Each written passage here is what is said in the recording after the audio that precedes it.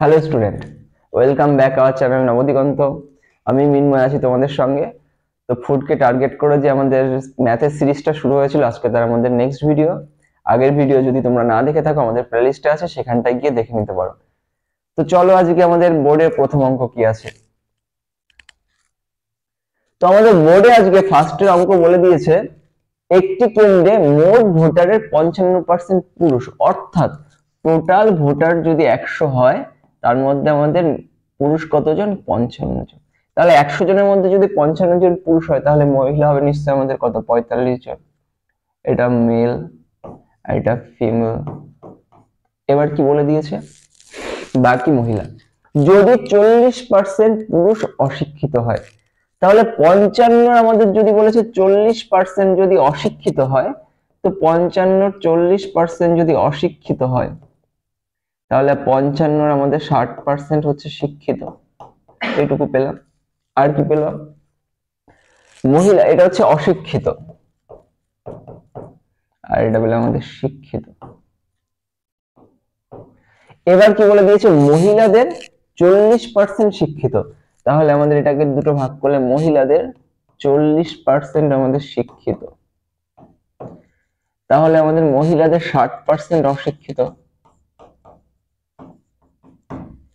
এবার কি বলে দিয়েছে? তাহলে শিক্ষিত পুরুষ, তাহলে আমাদের এইখানে শিক্ষিত পুরুষ বেরিয়ে যাবে। তাহলে এইখানটায় কেটে গেল এই দুটো শূন্য, সরি, 2 দিয়ে কাটলে আমাদের 5 দিয়ে কাটলে 11 হলো, 5 দিয়ে কাটলে আমাদের 2 হলো, 2 দিয়ে কাটলে 3 হলো, অর্থাৎ হলো আমাদের 33 জন। তাহলে আমাদের শিক্ষিত পুরুষ 100 জনের মধ্যে হলো আমাদের 33 জন। এবং কি আছে আমাদের? অশিক্ষিত মহিলা। তাহলে অশিক্ষিত মহিলা এইখানটায় বেরিয়েছে, তো 0 0, 2 দিয়ে 3 আর 2 দিয়ে 5, 5 9 সরি 5 9, হ্যাঁ 3 9 27।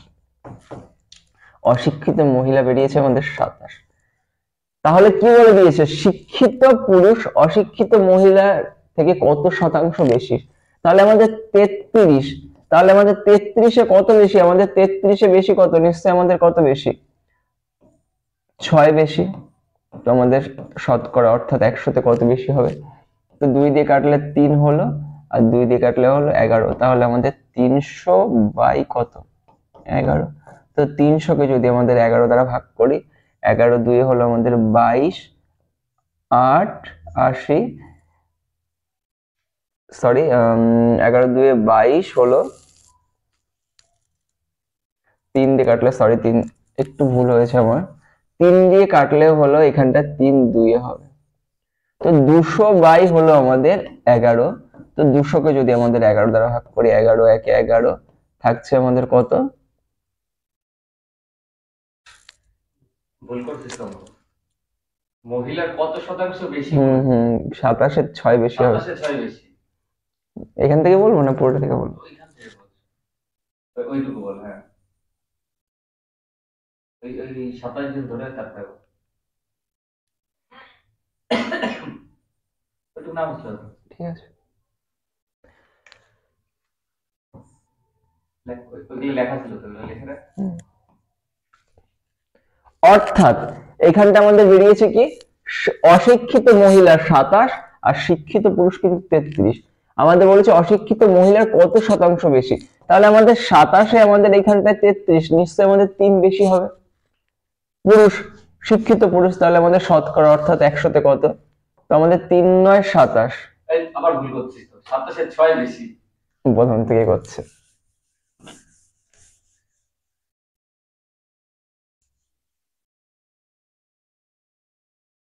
তাহলে একটু করলেই মিলে যেত। জানি, তারপর তুই যদি না মেলাতে পারিস বলবো এখান থেকে না। তো আমাদের বলেছে একটি কেন্দ্রে মোট ভোটারের 55% পুরুষ, বাকি মহিলা। 55% অর্থাৎ টোটাল ভোটার যদি 100 হয়, মোট ভোটার, তার মধ্যে আমাদের বলেছে 55 জন আমাদের পুরুষ, তাহলে আমাদের 45 জন নিশ্চয়ই আমাদের মহিলা। এইটুকু পেলাম। এবার কি বলে দিয়েছে?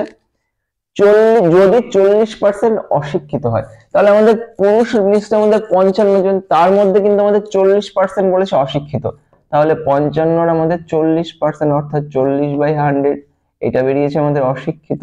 তাহলে 55 জনের আমাদের 60% নিশ্চয়ই হবে কত আমাদের শিক্ষিত। এবার দেখি একই রকম ভাবে কি বলেছে এখানটায়, মহিলাদের 40% শিক্ষিত, তাহলে মহিলা 45 জন, তার 40% আমাদের শিক্ষিত। তাহলে মহিলাদের আমাদের 60% অশিক্ষিত। এবার প্রশ্নে কি বের করতে বলেছে, শিক্ষিত পুরুষ, তাহলে শিক্ষিত পুরুষ এখানটায় পাবো শিক্ষিত পুরুষ, 2 দিয়ে কাটলে 3, 2 দিয়ে কাটলে 5, 5 দিয়ে 11, অর্থাৎ শিক্ষিত পুরুষ যদি করা হয় এখানটায় হবে আমাদের 3 11 আমাদের 33। অশিক্ষিত মহিলা, তাহলে অশিক্ষিত মহিলা যদি করা হয় 5 দিয়ে কাটলে 9 আর 5 দিয়ে কাটলে 2, 2 দিয়ে কাটলে 3, তাহলে অশিক্ষিত মহিলা কিন্তু আমাদের 27। বলছে শিক্ষিত পুরুষ অশিক্ষিত মহিলার কত শতাংশ বেশি, আমরা আগে দেখছি কতটা বেশি, তাহলে 27 আমাদের কতজন বেশি হচ্ছে, আমাদের 6 জন বেশি শতকরায় বলেছে, তাহলে 100-তে কত বেশি হবে। তো 2 দিয়ে কাটলে 3 হলো, আর 3 দিয়ে কাটলে 3 দুয়ে 6 হলো, 3 9 27 হলো, অর্থাৎ 200 বাই আমাদের হলো 9। তো 200 কেন যদি 9 দ্বারা ভাগ করি, 9 একে 9, 9 দুয়ে হলো আমাদের 18, আবার 2 0 9 2 18, অর্থাৎ 22 পূর্ণ 2 এর 9, অপশন নম্বর কিন্তু আমাদের সি সঠিক উত্তর। তো চলো আমাদের প্রত্যেকটা অঙ্ক কিন্তু ভীষণ ইম্পর্টেন্ট। নেক্সট অঙ্ক কি বলেছে আমাদের, সুধা 60টি দ্রব্য একই দামে ক্রয় করে, তাহলে 60টি দ্রব্য একই দামে কি বলেছে ক্রয় করেছে, সে কিছু দ্রব্য 8% লাভে, কিছু দ্রব্য অর্থাৎ 8%, সুধা 80টি দ্রব্য একই দামে ক্রয় করেছে, সুধা bought 80 articles at the same price, সে কিছু দ্রব্য 8% লাভে, ঠিক আছে, এবং বাকি বলেছে 12% ক্ষতিতে, তো 12% ক্ষতি। মোটের উপর, যখনই মোটের উপর বলবে তখন কিন্তু আমাদের একটা প্রসেস আছে, অ্যালিগেশনটা ভীষণ ইম্পর্টেন্ট। মোটের উপর কিন্তু 6% লাভ হয়েছে, তাহলে বলেছে 8% লাভে বিক্রিত দ্রব্যের সংখ্যা কত। তো আমাদের অ্যালিগেশন করতে গেলে আমাদের বড় যেটা আছে, বড়র আছে এটা কত 8, 8 থেকে 6 গেলে এখানটা থাকলো 2, তাহলে আমাদের কি করবো, এই মাঝখানে যেটা গড় মানটা পাবো সেটা থেকে এটা বিয়োগ করব। তো আমাদের এইখানে একটা বিয়োগ আছে আর এই সূত্রের একটা বিয়োগ আছে, তাহলে 12 আর 6 কত হলো আমাদের 18, অনুপাত করলে আমাদের দেখলাম কত হলো, আমাদের টোটাল হলো আমাদের 20টা, কিন্তু আমাদের প্রশ্নে বলে দিয়েছে সেটা কটি দ্রব্য, 80টি দ্রব্য, তাহলে একে 4 দ্বারা গুণ, অর্থাৎ 8% লাভে হলো 72টি, আর 12% ক্ষতিতে হলো কিন্তু আমাদের 8টি, যেটা বলেছে আমাদের 8% লাভে, তাহলে আমাদের 72টি কিন্তু উত্তর। তো অপশন নাম্বার বি কিন্তু এটা সঠিক উত্তর। তো চলো আমাদের নেক্সট অঙ্ক কি বলেছে, এক ব্যবসায়ী একটি দ্রব্যের ধার্য মূল্য 120% বাড়িয়ে নির্ধারণ করে, ধার্য মূল্য অর্থাৎ মার্কেট প্রাইসটা, তো আমাদের এখানটা মার্কেট প্রাইস অর্থাৎ ধার্য মূল্য, তারপরে আমাদের হবে ক্রয় মূল্য অর্থাৎ কস্ট প্রাইস, তারপরে কিন্তু আমাদের সেলিং প্রাইস। এবার কি বলেছে, দ্রব্যটি ওপর 30% ছাড় দিয়েছে, তাহলে নিশ্চয়ই এইখান থেকে ছাড় দিয়েছে 30%, অর্থাৎ আমাদের 70/100 এরকম ছাড় দিয়েছে। যদি ক্রয় মূল্য 750 টাকা হয়, এইখানে ক্রয় মূল্য কিন্তু 750 টাকা, তাহলে নিশ্চয়ই আমাদের কি বলেছে, যদি ক্রয় মূল্য 700 টাকা হয়, ক্রয় মূল্য 700 টাকা, তাহলে আমাদের ধার্য মূল্যটা নিশ্চয়ই আমাদের কি ছিল, আমাদের বলেছে ধার্য মূল্য 120% বাড়িয়ে স্থির করেছে, তাহলে ধার্য মূল্যটা অনেকটা বেশি ছিল, তাহলে আমাদের 750 গুণ 120% বাড়িয়েছে, তাহলে 120% বাড়িয়েছে মানে কত, 100 আর 120 মানে কত, 220, তাহলে ধার্য মূল্য 220 বেশি ছিল, তাই উপরে গেল বড় সংখ্যাটা। তো আমাদের এই শূন্য কেটে গেল, যদি 5 দিয়ে কাটা হয়, 5 2 10, আর 5 দিয়ে কাটলে 5 15 75, আর 0 2 দিয়ে কাটলে আমাদের 11, তো আমাদের 1650। তারপরে কি বলেছে, দ্রব্যটি 30% ছাড় দিয়েছে, তাহলে বিক্রয় মূল্য কত হবে, তাহলে 1650 এর উপরে আমাদের 30% যদি ছাড় দেয়, তাহলে 70% এ বিক্রি করবে। তো 5 সাথে 35 এর 5, হাতে আমাদের কত, হাতে আমাদের 3, 6 সাথে 42 এর 3, 45 এর 5, হাতে আমাদের কত 4, 7 আর 4 11, তো আমাদের 1155 টাকা, অপশন নাম্বার ডি কিন্তু আমাদের সঠিক উত্তর। ভীষণ পরিমাণে ইম্পর্টেন্ট কিন্তু পরীক্ষার জন্য। নেক্সট কি বলেছে, একটা অংশীদারি কারবার থেকে অঙ্ক দিয়েছে, এ এবং বি একটি অংশীদার ব্যবসায় 3:8 অনুপাতে মূলধন বিনিয়োগ করেছে। তাহলে এ আর বি দুজন আছে, তাহলে এ যদি 3 টাকা দেয়, বি দেবে আমাদের 8 টাকা। এটা আমাদের কিন্তু মূলধন হচ্ছে। 4 মাস পরে সি ব্যবসায় যোগ দেন এবং বি এর 3/4, অর্থাৎ বি দিচ্ছিল 8 টাকা, এর 3/4, অর্থাৎ সি দিয়েছে কিন্তু 6 টাকা বছরের শেষে। তাহলে বছরের শেষে যখনই হলো তখন আমাদের মাসটা বুঝে গেলাম, মূলধন, তাহলে সময়টা বুঝে গেলাম। এর 12 মাস, বি এরও আমাদের 12 মাস, সি কিন্তু আমাদের বলেছে 4 মাস পরে, সি এর কিন্তু আমাদের 8 মাস। তো আমাদের যদি এখানটায় কাটি, 4 দিয়ে কাটলে 3 4 12, 3 4 12, 4 2 8। তাহলে মূলধনকে যদি সময় দ্বারা গুণ করি তাহলে কিন্তু পাবো আমরা লভ্যাংশ। তাহলে লভ্যাংশ 9 ইস্টু আমাদের 3 8 24 ইস্টু 6 2 কত আমাদের 12। এটাকে আমাদের ছোট করতে পারি আমরা, 3 দিয়ে 3 3 9, 3 8 24, 3 4 12, অর্থাৎ এ যদি লাভ 3 টাকা পায়, বি পাবে 8 টাকা, সি পাবে আমাদের 4 টাকা। এবার কি বলে দিয়েছে, যদি বছরের শেষে সি যদি 24,000 টাকা পায় তাহলে মোট লাভের পরিমাণ কত। তো আমাদের এইখানে 4 টাকা কিন্তু আমাদের দেখলাম 24,000 টাকা হয়েছে মোট টাকা। আমাদের মোট লাভ কত, তাহলে 8 আর 4 12 আর 3 15, তাহলে ইন্টু 15, তাহলে 6 দিয়ে 4 দিয়ে 4 6 24, কটা শূন্য আমাদের 3টে, তাহলে 6 15 90 আর 3টে শূন্য। তাহলে অপশন নাম্বার সি কিন্তু আমাদের সঠিক উত্তর। নেক্সট কি বলেছে, এ এবং বি পৃথকভাবে একটি কাজ যথাক্রমে 21 দিন ও 24 দিনে করতে পারে যদি তারা একদিন পর পর, অর্থাৎ একদিন অন্তর অন্তরে কথা বলেছে। অর্থাৎ প্রথম দিন যদি এ করে, দ্বিতীয় দিনে বি, যদি বি দিয়ে শুরু করে তাহলে প্রথম দিন বি, দ্বিতীয় দিন এই হবে। তাহলে এ যদি কাজ করে তাহলে 21 দিনে করে, বি যদি কাজ করে করে আমাদের 24 দিনে। তাহলে আমাদের এইখানটায় দিন সংখ্যাকে লসাগু করলে কিন্তু আমরা মোট কাজ পাবো। তাহলে 21 আর 24 লসাগু করলে আমাদের 168, অর্থাৎ আমাদের হাতে আছে কিন্তু 168টা কাজ।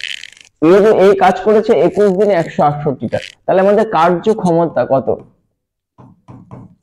তাহলে পার ডে কার্যক্ষমতা সবসময় পার ডে হতে পারে, পার ঘন্টা হতে পারে। তাহলে পার ডে করছে কত, 7-8টা করে কাজ, আর বি করছে পার ডে 7টা করে কাজ, এফিসিয়েন্সিটা। এবার বলেছে যদি তারা একদিন অন্তর অন্তর করে, এ কাজটি শুরু করেছে, তাহলে আমাদের কি হবে, যদি সিরিজটা আছে A B A B A B এইভাবে আসবে। তো প্রথম দিন একদিন, দ্বিতীয় দিন বি গেছে, তৃতীয় দিন এ গেছে, চতুর্থ দিন বি গেছে, পঞ্চম দিন এ গেছে, ষষ্ঠ দিন সি গেছে।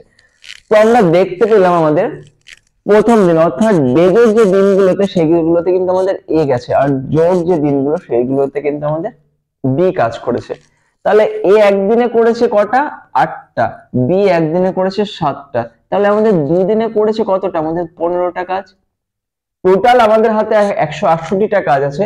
তো 168 যদি 168 যদি কাছাকাছি কাজটাকে নিয়ে যেতে হয়, তো 10 বারে হলো কিন্তু 150, 11 বারে হলো 165। তাহলে আমাদের এটা 11 বারে দেখলাম আমাদের। তো আমাদের টোটাল 22 দিনে হয়ে গেছে কিন্তু 165টা কাজ কিন্তু আমাদের 22 দিনে কমপ্লিট হয়ে গেছে। তাহলে যে 22 দিন, 22তম দিনে কিন্তু কে গেছে, আমাদের জোড় সংখ্যা যে আছে, তাহলে বি কিন্তু 22তম দিনে গেছে। 23তম দিনে কে যাবে আমাদের, তাহলে 165টা কাজ হয়ে গেছে, তারপরে অবশিষ্ট রয়েছে 3টে কাজ, সে কি 23তম দিনে যাবে। তাহলে 23তম দিনে নিশ্চয়ই এ যাবে। এ পার ডে কাজ করতে পারে কিন্তু 8টা করে কাজ, তাহলে আমাদের 3টে কাজ বাকি আছে, তাহলে মানে আমাদের টোটাল দিন লাগবে না, 8 ভাগে 3 ভাগ টাইম লাগবে। আর এইখানটা আমাদের টোটাল কত, 22, তাহলে আমাদের টোটাল সময় লাগবে কিন্তু আমাদের কত, 22 পূর্ণ 3/8 দিন। তাহলে অপশন নাম্বার কত, সঠিক উত্তর অপশন নাম্বার সি, 22 পূর্ণ 3/8 দিন। ভীষণ পরিমাণে ইম্পর্টেন্ট অঙ্ক। তো চলো আমাদের নেক্সট অঙ্ক কি বলেছে। কি বলেছে, এক ব্যক্তি সি থেকে ডি পর্যন্ত 40 কিমি পার ঘন্টা গতিবেগে গিয়ে ডি থেকে সি x কিমি পার ঘন্টা বেগে ফিরে এসেছে। তাহলে আমাদের যদি ছবি আকারে ভাবি, তাহলে এটা সি, এটা ডি। তো যাওয়ার সময় আমাদের কত, 40 কিমি পার ঘন্টা বেগে আসছে। তো যখন রিটার্ন করেছে তখন কিন্তু এসেছে কত, x কিমি পার ঘন্টা বেগে। তো আমরা আগে বলেছিলাম যখন টাইম এন্ড ডিসটেন্স করব তখন আমাদের বেগকে লসাগু করলে কিন্তু আমাদের মোট দূরত্ব বেরোবে। তাহলে আমাদের একটা আছে 40 আর একটা আছে x, তাহলে আমাদের লসাগু করলে 40x। তো প্রথম ক্ষেত্রে আমাদের সময় লাগছে কত, এটা বেগকে লসাগু করলে দূরত্ব, আর দূরত্বকে যদি বেগ দ্বারা ভাগ করি তাহলে সময়। তাহলে প্রথম ক্ষেত্রে সময় লাগছে 40 আর দ্বিতীয় ক্ষেত্রে প্রথম ক্ষেত্রে সময় লাগলো কতটা, প্রথম ক্ষেত্রে সময় লেগেছে কিন্তু আমাদের x আর দ্বিতীয় ক্ষেত্রে সময় লেগেছে 40, কারণ 40x কে যদি 40 দ্বারা ভাগ করি তাহলে x হবে, 40x কে x দ্বারা ভাগ করলে কিন্তু 40 হবে। তাহলে আমার যে টোটাল ডিসটেন্সটা 40 কিলোমিটার 40x, আবার এইখানেও কত হবে নিশ্চয়ই এসেছে 40x, তাহলে টোটাল ডিসটেন্সটা কত আমাদের 80x, আর টোটাল সময় কত x প্লাস 40। তো আমাদের টোটাল ডিসটেন্স কে টোটাল সময় দ্বারা ভাগ করলে আমাদের যে গড় যাত্রা পথের বেগটা সেটা কিন্তু পেয়েছি কত আমাদের 60। তো এই শূন্য কেটে গেছে, তো 4 দিয়ে কাটলে আমাদের কত হবে, 2 দিয়ে কাটলে 4 2 আর 2 দিয়ে 3 2 6, তো গুণ করলে 3x প্লাস 40 ইকুয়াল টু আমাদের কত, নিচে কিছু নেই মানে এক আছে তাহলে 4x, তো 3x থেকে 4x তাহলে x এর মান কত 40, সরি 120 হবে না, 120 40 হবে না, 40 কে 3 দ্বারা গুণ করলে 120, অর্থাৎ যে আমাদের x এর মানটা সেটা কিন্তু 120। অপশন নাম্বার বি কিন্তু আমাদের সঠিক উত্তর 120। তো চলো আমাদের নেক্সট অঙ্ক।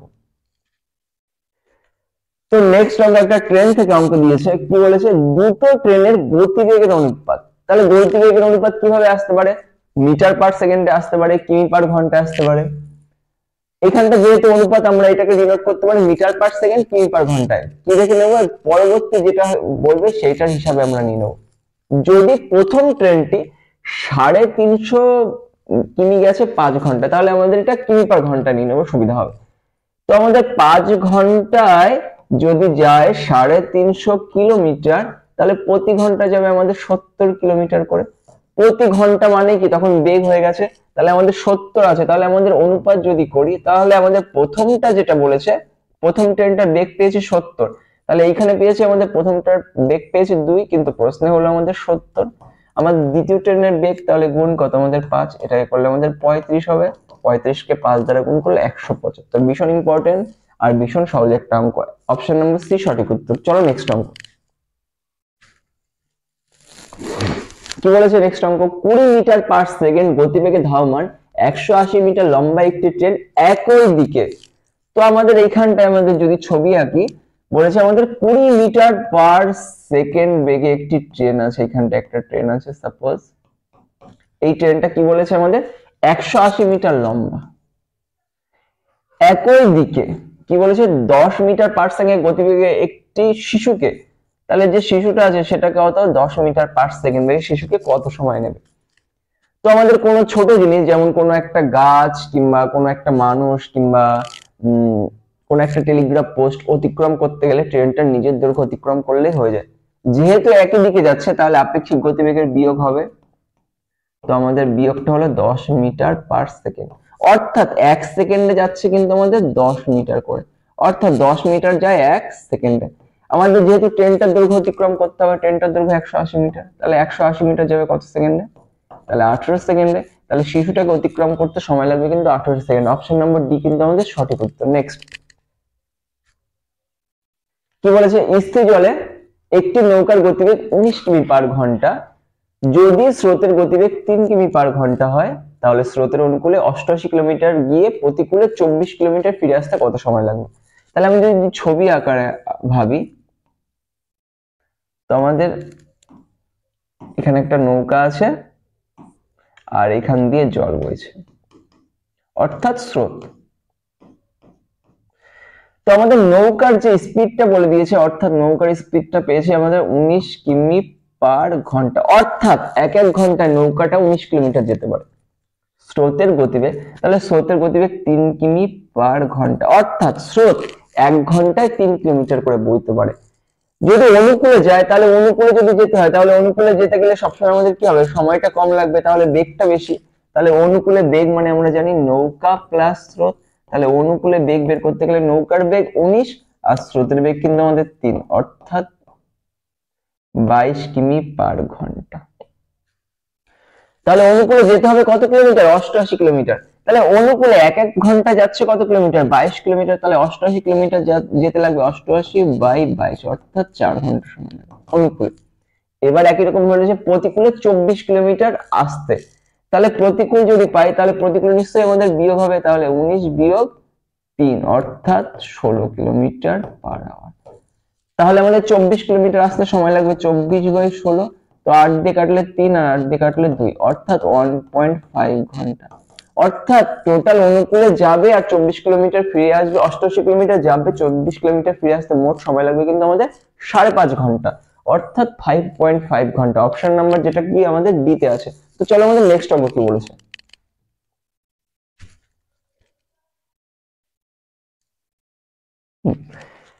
কি বলেছে আমাদের, কোন ক্ষুদ্রতম সংখ্যাকে 57, 176, 190 দ্বারা ভাগ করলে প্রতি ক্ষেত্রে আমাদের কি এক অবশিষ্ট থাকবে।